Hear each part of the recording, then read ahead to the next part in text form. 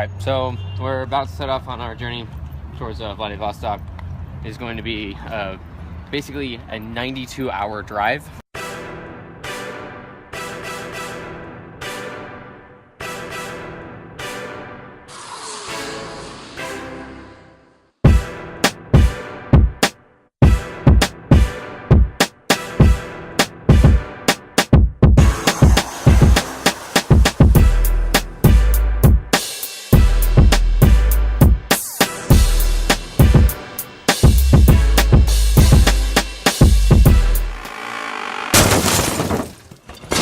With stops and everything, about 4 days, and we have to do it non-stop because otherwise we're gonna run out of our visas, and either they're gonna charge us, arrest us. We don't actually know exactly what happened. We're hoping that the roads are really good and that we don't have any big delays and that the cars take care of us as much as we hope we've taken care of them. You know, we're sitting down and we're looking at the nitty-gritty of what the reality is, how we're gonna get to Vladivostok, and we realize that we are gonna run out of our visas within so much amount of time, and with everything that we planned and the distance that we thought initially we had to cross, and completely and totally missing that mark, suddenly we came to the pretty horrific realization that if we miss this date, we will miss our plane, we will miss our ship for the cars, and we will miss our visa date. Then you have to deal with the Russian government, and not many people want to deal with the Russian government. They wouldn't be happy about it, and we didn't want to find out what the hell they would do if they weren't happy about it. So yeah, it was pretty important that we beeline it all the way over to Vladivostok as fast as we possibly could. 5:10 in the morning, we've been going for about 11 hours. Yeah, the sun's just coming up. I just rimmed the car again because I'm an idiot. So we set off from Almaty. It was going to be one of those long night drives. We're getting really used to it by now. Going through the night was okay, but around sunrise, you know, the throttle cable in the Skoda just snapped.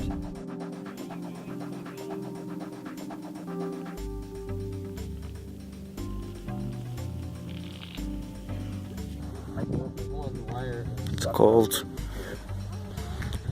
and we are on the middle of nowhere where the thing happens. We're in the middle of Kazakhstan with a broken car, another car about to break, and you're quoting memes from the internet. Oh my gosh! But you're drinking gorilla. And thread this rope. What? Yeah. Put the cable all the way through it. And then thread it back. Thread it back. Ah, the red The rope and stuff. Or is that super ambitious? I think that's quite ambitious. What do you want to do? What's stronger, this string or the green string?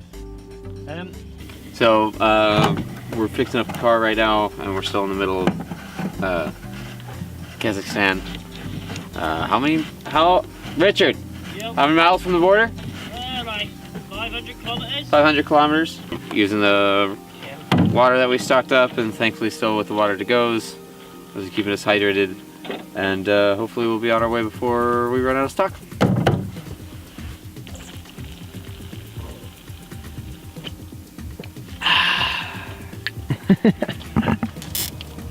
That's a good idea.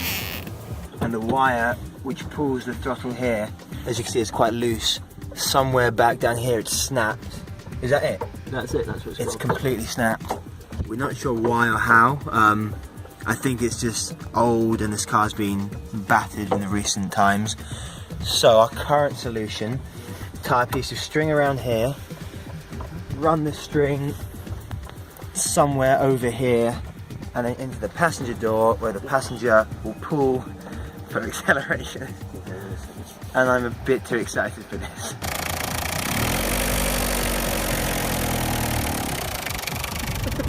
So the new throttle engagement system working. We're just about to try it. So it's stuck at 25 miles an hour, won't go higher. Scotty, ramming speed please. Yes, Captain! Full power! Here we go. Oh! Too much power, baby! Oh, she's keen. Woo! We have diesel. Yeah. They have diesel here. The issue is it appears to be black market, and you have to pay for the nose at $1.50 per litre, which isn't that expensive, but it's a pain in the ass. To be fair, you put that into British, that's like what, Yeah, something like that, yeah. So expensive. God damn them! Yeah.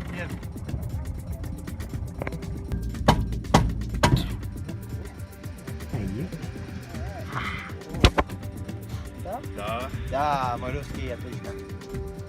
So Rich has pointed out this might be the way to realise a dream we both had back in the UK of being able to fully control a car from the roof. Alright, try pulling. Alright, a bit more. More. I'm driving a car! The next, and it was a massive drive. It was like, I think that one was like 18 hours. So for 18 hours non-stop, I'm driving with no foot control except for brakes, and Joel is just doing this the whole time out the window, and we got pretty good at it, if I'm honest. Throughout all this, everyone was really positive. Yeah, everyone just kind of got on with what they had to do. So, step one when fixing a rim with Fury Mechanics. Take a hammer, obliterate said rim.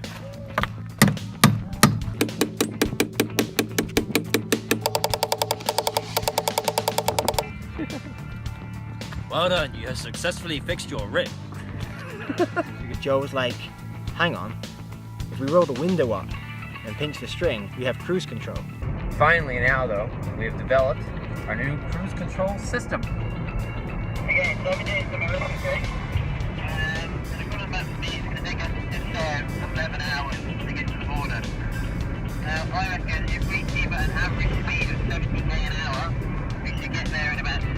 The higher the better. Okay, can we bring it up to 80 please? 80 it is, Captain! In a car that doesn't have cruise control, we now have cruise control, which is pretty useless in like destroyed Kazakhstan roads.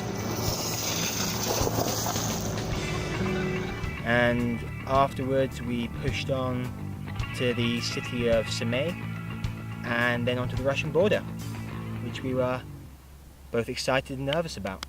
So basically, we've been on the road for over 8 hours while we've been... I'm not seeing. So we are now driving through Siberia. We were listening to the radio, and our favorite jam came on. After a few days of driving, we did actually make it to the Russian border. We got through there with no issues, but the cars really were falling apart at this point. And the first city we came to, we stopped to get them fixed. This was the city of Barnaul. Clutch going down, clutch going up. The workout's going pretty well. A bit of tank by the end of this. Driving through Russia, and we've come across a garage that remembers Team Snasa from last year. So hopefully they should be able to help us out with all the requirements of our cars, which are vast. And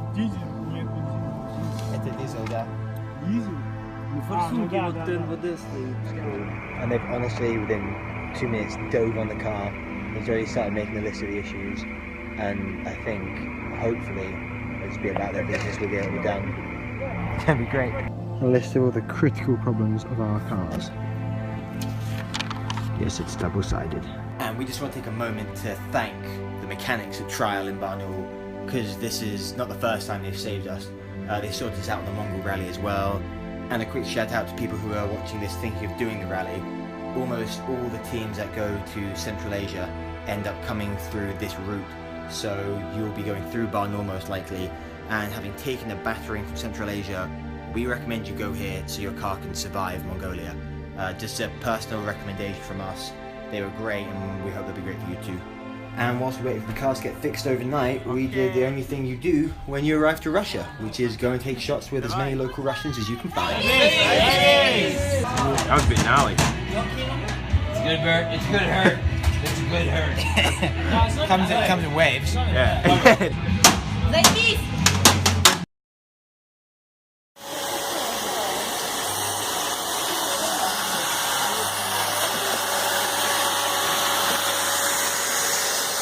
What is it?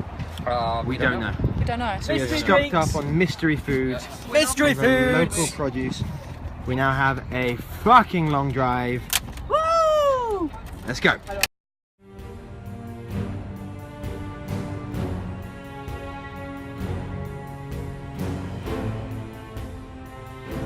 Bye, Felicia.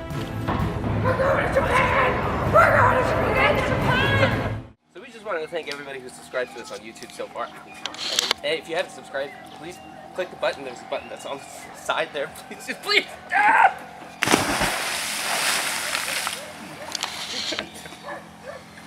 Also, we have a GoFundMe!